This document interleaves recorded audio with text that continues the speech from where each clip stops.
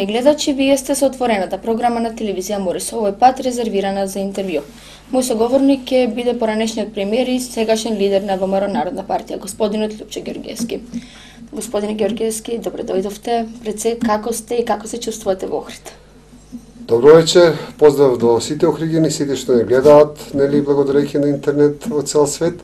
Секогаш доаѓањето во Охрид е пријатен настан, така што, нели, по правило морам да кажам повеќе летно време доаѓам, а сега поради изборната кампања е малку и во студени денови. Ние се подготвувавме за редовните претседателски избори, но во меѓувреме се распиша и предвремени парламентарни избори. Што мислите, што доведе до тоа Македонија да оди на предвремени парламентарни избори? Па, точно е така дека малку сите бевме изненадени, иако многу работи навестува дека може да се случат предвремени парламентарни избори. Кога има, знаете што е интересно, ние во Македонија веќе имаме 3 пати предвремени парламентарни избори, а после секои предвремени парламентарни избори состојбата е полоша и се повеќе и повеќе проблеми имаме.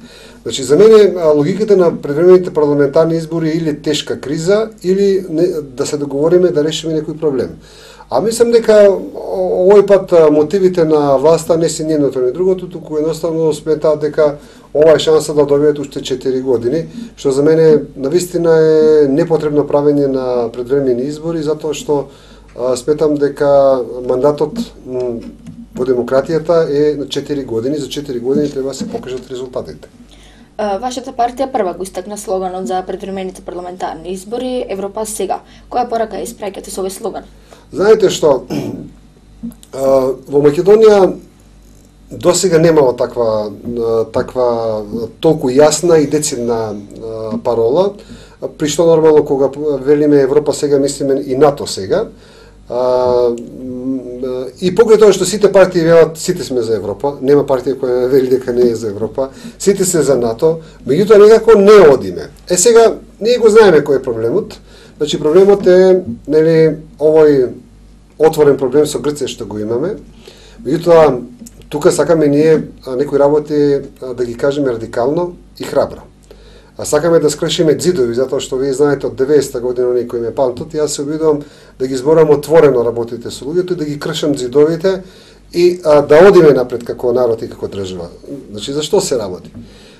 24 години помина откако ние со грците го расправаме тој проблем, а 24 години слушаме колку сме ние во право, тие сме во криво, меѓутоа и ние велиме, ние сме во право, тие се во криво. Меѓутоа, од тоа што сме во право, очигледно немаме ништо. Значи, колку сме ние повеќе во право, ние гледаме дека посебно во последните 5 години, кога сме некако патриотски настроени, ние ги добивме најтешките услови. Порано компромисот со името не беше услов за НАТО, сега е услов за НАТО. Порано компромисот за влез со грците не беше влез во НАТО, сега и таму услов. Значи, јасна е меѓународната политика. Целата меѓународна заедница вели: решете го проблемот, ќе одите напред и кон НАТО и кон Европската унија. Сега, бидејќи 24 години со оваа наша политика не успеавме да мрднеме нигде, очигледно, стоиме на место, бидејќи во последно време сите држави не пристигнуваат, не претракуваат на трката. Значи, ние едно време бевме пред 10 години, кога бев јас премиер, бевме и пред Хрватска.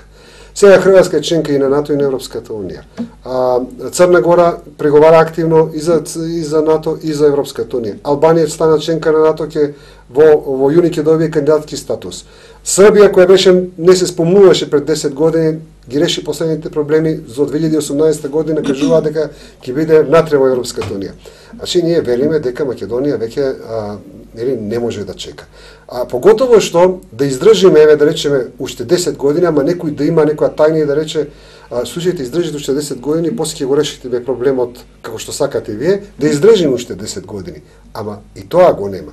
Значи, уште 10 години да издржиме, уште 20 години да издржиме, нема. Едноставно, позицијата на меѓународната заедница е таа. Ако е веќе таа, ајде да го решиме проблемот веднаш. И ние кога зборуваме, ајде да го решиме, сакаме да го решиме проблемот, повторно не зборуваме абсурдно или завиткано како многу политички партии, туку јасно зборуваме. Последниот предлог на Немец за нас апсолутно е коректен и прифатлив. Република Горна Македонија за надворешна употреба, односно таму кај што стои сега БЈРМ, да се употребува додавката Република Горна Македонија.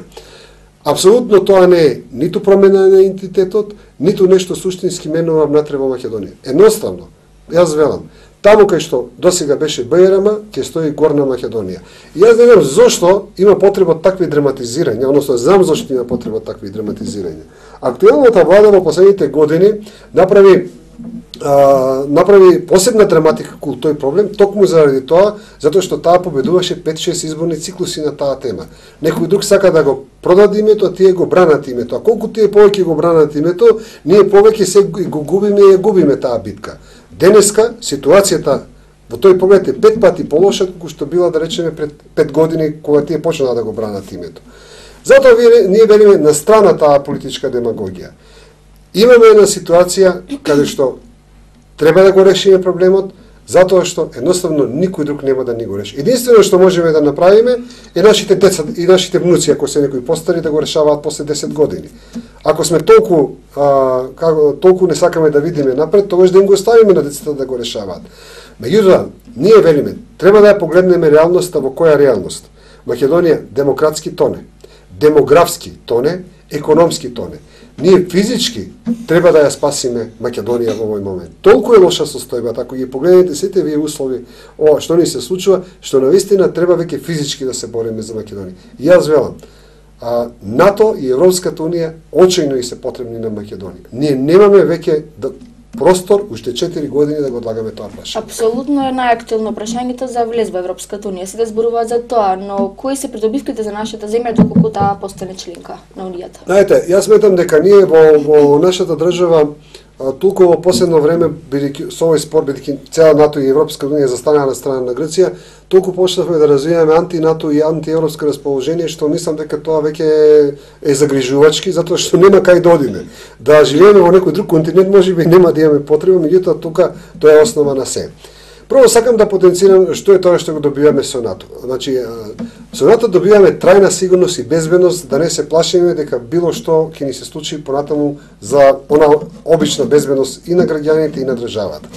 А дека тоа не е наивно прашање, зборува фактот што во последните 15 години видовме барем 15 држави како пропаѓаат и се распаѓаат, и во моментот гледаме една таква држава, како се, односно 2-3 држави така гледаме како се распаѓа. Либија во овој момент ни се распаѓа пред очи, Сирија ни се распаѓа, Украина ни се распаѓа и у Африка уште 3 држави се распаѓаат во овој момент. Значи процесот, живееме во едно многу опасно време. И не можеме сега ние тука да раскажуваме приказни колку сме били силни пред 3000 години, кога реалноста зборува нешто друго. А дека безбедноста на Македонија не е затворено прашање и дека не треба да се толку комотни, значи јас постојано го истакнувам фактот. Демографските промена кои ни се случува во Република Македонија. Внатре во Македонија ние имаме една таква демографска промена што е од застрашувачки карактер. Граѓаните на Република Македонија не им се доволно објаснува дека, например, 2012 година во Македонија едва 50% од родените деца се македонци, или христијани, муслимани сме 50 на 50%. Значи, негде за 5-6 години веќе ќе станеме малцинство и како христијани, и како македонци. Значи, зборуваме за аспект за безбедноста за НАТО. Што е тоа што го добиваме со Европската унија? Со Европската унија работите, значи ако НАТО значи безбедност, Европската унија значи многу пари, многу проекти, многу економски просперитет. И мислам дека на луѓето не и се доволно објаснува. Имаше еден податок кој така беше негде скромно објавен, дека ако Македонија сега влезеше заедно со Хрватска, затоа што бевме на исто место во Букурешт, Хрватска доби 7 милиарди евра проекти од Европската унија, ние ќе добиевме 4 милиарди евра проекти. А Бугарија доби 15 милиарди евра, а Србија утре ќе добие 10 милиарди кои ќе влезе во Европската унија.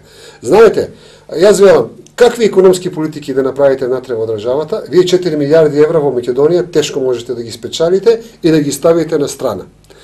Втора работа, тоа се само директна помош. Да не зборуваме за оние други проекти кои Европската унија секоја година ги објавува и се достапни само до земјите членки. Например, проектот конкурентност. Тоа значи дека секој бизнесмен кој ќе направи инвестиција, половина пари му ги враќа буџетот во Брисел. Не сега тоа го имаме за фирмите во индустријската зона. Тоа утре ќе го добиваат сите фирми.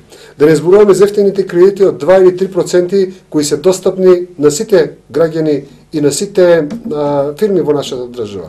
Да не зборуваме за проектот за млади истражувачи. Дали знаете дека во соседна Бугарија 25 милиони евра имаат достапни пари младите истражувачи. Ки му текне на некој нешто, сака да направи некој проект, може и да е промашен, оди конкурира, добива пари, успешен, неуспешен, меѓутоа тој си е пробал визијата. Ние кога ќе ги стигнеме, да речеме, тие држави кои ги добиваат тие финансиски средства. И да речеме и на друга сфера. Оваа влада се фали многу со овие субвенциите што ги дава. Прво јас сакам да ги потсетам македонските граѓани дека законот за субвенции го донесов јас како премиер 2001 година во договор со Светската трговска организација. Значи, тоа не е нешто ладна вода измислена, туку јас сум пред нив го донел тој се борел за тој закон и тогаш почна субвенциите да се делат. Меѓутоа, она што сакаме да го потенцираме.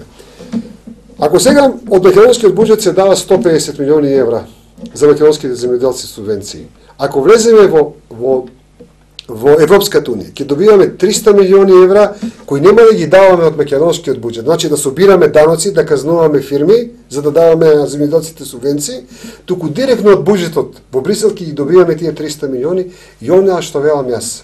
Значи, отворен пазар секој ден. Значи, нема таа мерка што најден земјоделец може да му ја направи владата ако сме надвор од Европската унија, тоа што ќе го добиеме со Европската унија. Што значи тоа? Ево овде ќе кажам, бидејќи има повеќе можеби овошки. Ги берете сабаље јаболкото или не знам црешите или не знам кој производ или бостанот или пиперките. Ги товарате камион без никаква фактура, без никаква дозвола. Си го палите камионот и одите на пазар во Букурешт, во Виена, во Атина или со траектот долу во Рим. Која мерка една влада во Македонија може да им ја понуди на тие македонски земјоделци, освен ако си членка на Европската унија, која може да го компензира тоа? Значи, Европската унија, значи, толку многу проекти, толку многу, и тоа не за една година. Во идните 10 години, додека не стигнеме некој стандард таму, да речеме што е Словенија, ние ќе ги добиваме тие пари. Може би Европската унија е во лоша состојба, ама таа е лоша за германците, за французите, за шпанците кои до сега земале големи пари. За ние, според економскиот стандард, во наредните 10 години само ќе добиваме пари. Споменавте самиот казнување. Вие сте меѓу првите партии која се залага за намалување на казнената политика. Во кратки црти, како би се остварило тоа? Значи, ако ние денеска ја погледнеме за жал казнената политика на Република Македонија, ќе видиме дека таа е застрашувачка. И таа јас би ја нарекол малку во северен корејски тип, а служи само за ништо друго, за да се држат граѓаните под контрола. Не сакам да зборувам за оние кои, нели, еве и Стејт департментот каже дека имаме политички затвореници во Македонија, неколку случаи кои мирисаат многу на политика. Не сакам да значи сакам да зборувам за нешто што е многу конкретно и реално. Да ги погледнеме кривичната политика во Република Македонија.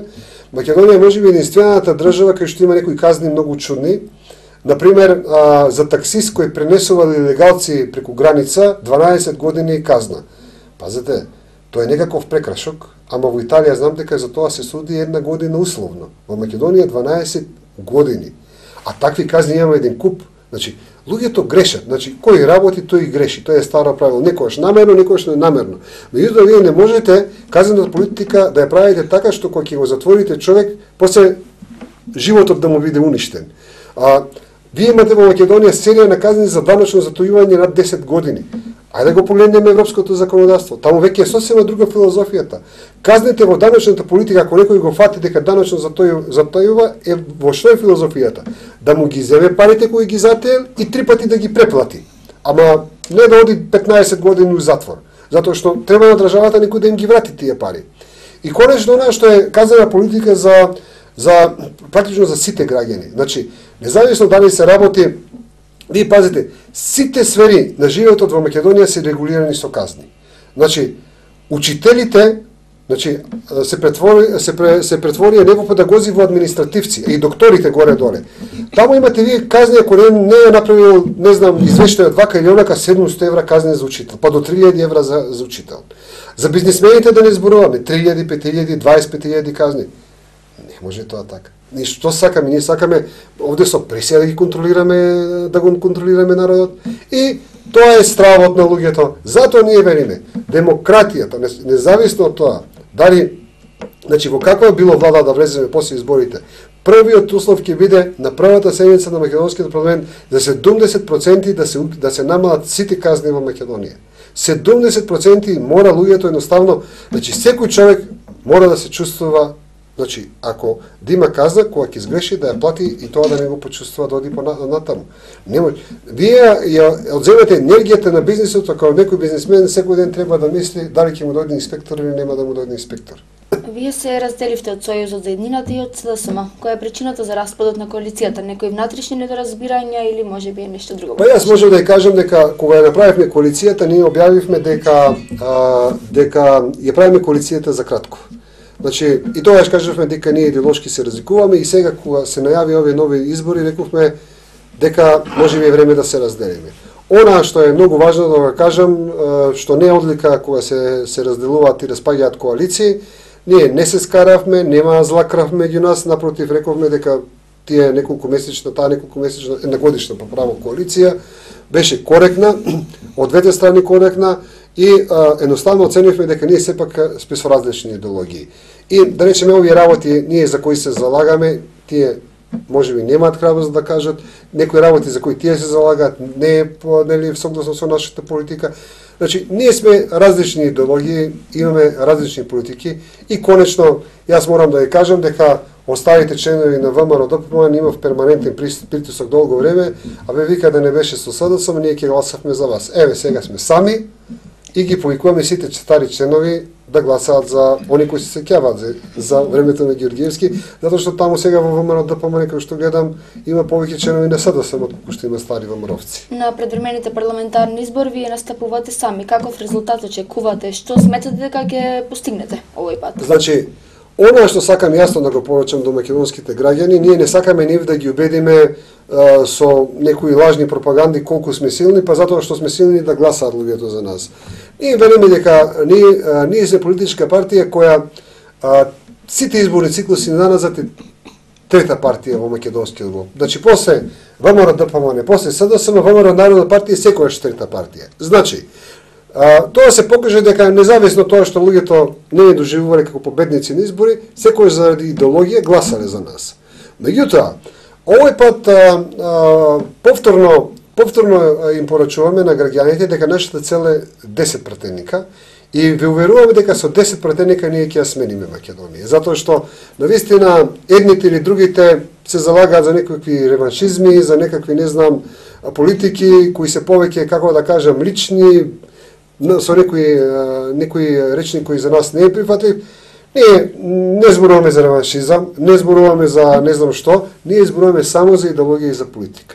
И сметаме, значи, таа идеологија политика која ќе ја промени Македонија. Јас велам, ние на никој нема да идеме дома и лично да му ветиме, слушај, ако гласаш за нас ќе ти дадеме на вреќа брашно 3000 денари или синти еден ден ќе го вработиме, затоа што знаеме дека работите во суштина така не идат.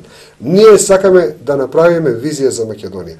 Ако ние влеземе во НАТО и во Европската унија, ние ќе имаме толку многу проекти што значи, што е улогата на владата? Не директно да вработува, да овозможи луѓето да работат. Еднаш тоа време го имаше во Македонија. Во 90 од периодот 98-2002 година еден куп бизнисмени се работеа без никаква услуга од владата, ниту пак да се јават на некој телефон. Тоа е работата да ја направиме, значи бизнисот да си цвета, да си работи, значи луѓето да си наоѓаат вработување, ама некој значи да направи проекти, да даде идеи. Сметам дека тоа можеме да го направиме затоа што еднаш тоа го имаше во Македонија. Македонија активно во последниот период се движи кон процесот на антиквизација. Вашето мислење околу ова?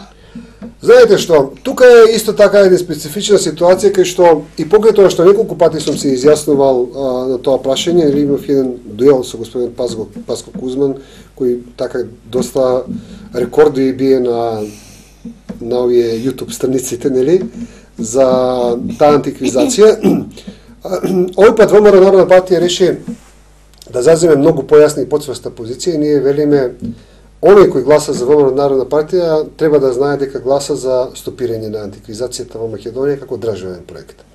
Знаете, ние мислам дека сите некако наивно го преспавме тој период на антиквизација што ни го наметна власта и пазите покрај тоа што нигде не беше запишано во нивната програма. Тие тоа го направија преку ноќ. Антиквизацијата им ја нема во нивната програма. Антиквизацијата не значат само спомениците во Скопје. Антиквизацијата и тоа што не ги сменя учебниците без да не прашат, и таму кај што пишуваше дека потеклото ни е словенско, сега пишува дека сме од античка Македонија, и документарните програми во кои гледаме имиња кои прв пат ги слушаме во нашиот живот. Така што, зошто сметаме дека таа антиквизација треба да ја запреме? Прво, луѓето треба да знаат од каде се корените на антиквизацијата. Значи, ќе потсетам дека во Македонија имаше преродба во 18 и 19 век, и главната битка која водеше македонската преродба беше против така наречените фенериоти. Значи, Григор Прличев се бореше против фенериотите, а знаете ли која беше главната политика на фенериотите? Дека во македонците, во нас, тече крвта на Александар и на Филип македонски, само што ние сме славофони, не знаеме што сме. Подоцна кога дојде Гоце Делчев и Даме Груев, тоа беше на еден друг начин. Тие што сметаа дека во нив тече крвта на Александар Македонски, одеа во андартските чети. Андарти се како комитите што се кај нас, во тие што беа грекомани одеа во андартските чети. И тие исто така сметаа дека во нив тече крвта на Александар Македонски. Значи, грчката пропаганда, значи пропагандата на грекоманите од 19 и 20 век, ние дозволивме да биде државна политика денеска во Република Македонија. Тоа дефинитивно мора да се запре. И нешто повеќе. Овде во Охрид сакам многу јасно да дефинирам. И луѓето мора да знаат дека антиквизацијата е директна негација на Свети Кирил и Методи, на Свети Климент и Наум. Ако има антиквизација, значи Свети Кирил и Методи, Свети Климент и Наум, што се? Се фалсификатори и плагиатори. Значи, ако античките македонци биле христијанизирани и описменети многу порано, што правиле Свети Климент и Свети Наум овде во Охрид? Кого тие описменувале, кого тие христијанизирале? Значи, нивната улога е, како да кажем, минорна. Не може така. И напротив, јас сметам дека ако треба сериозно да се запрашаме и духовно што ни се случува. Ова што денеска ни се случува на ова демографско топење на Република Македонија, толку македонскиот народ масовно да се сели од Македонија, толку брзо да се мени демографската ситуација во Република Македонија, мислам дека има и духовна казна, и мислам дека сериозно треба да се размислиме ние како нација едно масовно молење за опростување на Свети Климент и Свети Наум, затоа што се откажавме од нивниот завет и од нивните дела. Сметам дека ова антиквизација, во која можеби сите некако наивно ја преспавме, дефинитивно мораме да ја запреме. И ВМРО Народна партија воопшто не ни е грижа дали ќе ни падне рейтингот, дали ќе гласаат или нема да гласаат. Сакаме јасно да им кажеме сите тие што се поведоа по антиквизацијата во Македонија, дека тие денеска тргнаа по грекоманската политика од 19 и 20 век. Ние тоа сакаме да го запреме. Ако сакаат да се разбудат, сега им е време да се разбудат, затоа што сметаме дека вакво предоство ни една македонска генерација нема направено во минатите 14 века на нас. Ке поминат за брзо и претседателските и парламентарните избори. Конкретно, во кој правец после изборите Македонија треба да се движи? Македонија едноставно, значи јас затоа ние велиме, ние ги се повикуваме на разумот на граѓаните, се повикуваме на луѓето кои сакаат рационално да размислуваат. Ако победи оваа власт, едно ни е загарантирано. Уште 4 години, вака ќе кажуваме колку сме во право, колку се грците во криво. За тие 4 години Србија ќе стане членка на Европската унија, Црна Гора ќе стане и во НАТО и во Европската унија, Албанија ќе стане членка на Европската унија, Косово ќе не стигне. И наредно во наредните таму 4 години ќе стане и таа членка на Европската унија. Ќе останеме ние и Босна и Херцеговина. Јас сметам дека ние не смееме да се играме со државата. Ние не смееме да се играме со безбедноста на македонската нација и навистина сметам дека оваа борба физички, економски, демографски, премногу време ни зема и немаме право и понатаму да се истушуваме на оваа прашање. 24 години се бориме, не мрднавме од место. Затоа велам, ако тргнеме по патот на брзиот компромис, ако влеземе во НАТО и Европската унија, безбедноста ни е осигурана, економски просперитет ни е осигурана. Ако тргнеме повторно да докажуваме колку сме во право, јас ви гарантирам дека за 4 години Македонија ќе биде во една многу лоша состојба. Не сакам никого да плашам, затоа што не сакам преку заплашување да добивам гласови. Ето, еве, сите граѓани се доволно рационални и нека си направат една проекција на Македонија за 4 години по сите внатрешни прашања. Не зборувам за надворешни, за внатрешни прашања, да не зборуваме и за некои надворешни. Значи, кога ќе влезе Србија, какви па таа услови ќе ни наметне во Македонија, кога ќе влезе Албанија, какви па таа услови ќе ни наметне овде да решаваме, тоа е па веќе една работа која нема крај. Значи, дури тогаш не можеме да го решиме никогаш проблемот. Кога ќе зборувате со Охриѓани, многу често може да се слушне дека тие сметаат дека во ваше време Охрид најмногу напреднал, најмногу се градело во нив. Како вие од денешен аспект го гледате овој град и дали сметате дека овие денешни наследници го водат градот во вистински правец? Знаете, јас можам да кажам дека прво во тоа време имаше на некој начин нашата политика беше на друга. Ние најмалку инвестиравме во Скопје, инвестиравме во цела Македонија, вклучително и во Битола, и во Струга, и во Охрид, и во Делчево, и во Штип. Значи, тоа беше нашата политика. Затоа што сметавме дека Скопје како голем град има доволно ресурси сам да се живее без некаква помош од власта. Денеска ние имаме необратна политика што за мене е комплетно нерационална. 500 милиони евра само во проектот Скопје 2014. Ајде да размислиме со 500 милиони, не со 500, ни со 100 милиони што ќе се направеше ширум цела Македонија. Колку патишта можевме да направиме, колку животни проблеми да решиме и тие да бидат во функција на економската продукција. Сега тоа што се прави во Скопје не носи никаков економски резултат. Ние едноставно сметаме дека тоа беше наша филозофија, да не зборуваме дека Охрид ни беше некако посебно во срце и навистина сметам дека направивме трајни вредности за Охрид. Затоа сакам да кажам и сакам да потенцирам дека оваа влада има сериозни проблеми со приоритетите. Знаете, јас велам просто се чудам како трошат пари. Не навлегувам во тоа дали се криминални тие пари. Можеби тоа е цената на чинењето на одредена работа. Меѓутоа не можам да се начудам на приоритетите. Недавно објавуваат, направиле школа за пилоти за хеликоптери, каде што техниката вреди 43 милиони евра и плюс инструкторите и професорите 50 милиони евра ќе стигне. Јас велам сите хеликоптери во Македонија да ги собереме, не чинат 50 милиони евра. Ќе прават кула на водно од 25 милиони евра за да може од телевизиски репетитор. Па чекайте се, како гледаме телевизија? Телевизиски репетитори се градат во места кај што градовите се во поле. Даже еден Берлин. Ние е толку планини ридови што наистина со 3 метра железо го решавате проблемот на репетиторот. Прават тунел под плоштадот во Скопје кој ќе вреди 100 милиони евра. Чекайте сега, тој тунел можеби и потребен, ама мислам дека барем 20 години може да почека. Дајте со тие 100 милиони да направиме нешто друго низ Македонија, да ги оставиме луѓето во Македонија, да не се селат, да замислите 100 милиони евра вие да потрошите на Делчево, Берово, Виница и Кочани. Па јас ви гарантирам таму ќе направите рај економски. А вие правите тунел во Скопје кај што едноставно е потребен, ама може да почека 20 години. Прават панорамско тркало од 18,5 милиони евра. Која е функцијата? Па ајде да видиме 18,5 на Охрид да му дадеме 18,5 милиони евра, какви работи може да се направат.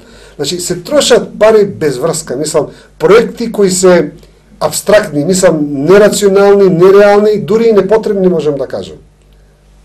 И се со задолжување. Значи не смееме да забораваме. Ако они ги спечалија, значи јас сакам да потсетам. Периодот 1998-2002 година нашата влада тоа што го направи широм Македонија го правеше, значи она што викат, колку ти е чергата толку да се истргнеш. Значи колку пари ќе си заработевме внатре во Македонија без задолжување ги правевме тие проекти. И нема долгови од тоа време. Ова влада се што прави се задолжува. И секој долг мора да се плати. 2015 Македонија треба да врати 680 милиони евра кредити. Јас не знам како 2015 ние ги преживееме. Господине Георгиевски, јас ви се заблагодарувам за ова денешно интервју. Дали имате една кратка порака конкретно до јавност или само до Охриѓани? Па, еве, јас можам да кажам дека ВМРО Народна партија овој пат оди сама, они кои ја препознаваат мојата политика од раните 90-ти години, кога ја правевме самостојна независна Македонија, кога го правевме ВМРО, едно друго ВМРО, од период 98-2002 година, ако се сеќаваат на таа политика, меѓутоа и оние кои сакаат да препознаат овие нови поенти кои денеска сега ги имаме со брзиот влез во НАТО, во Европската унија, сметам дека заеднички можеме да ја поместиме Македонија од едно место кое мислам дека стоиме во место со години. Почитувани гледачи, тука завршува отворената програма на телевизија Морис. Вие понатаму останете со нашата телевизија. Пријатна вечер.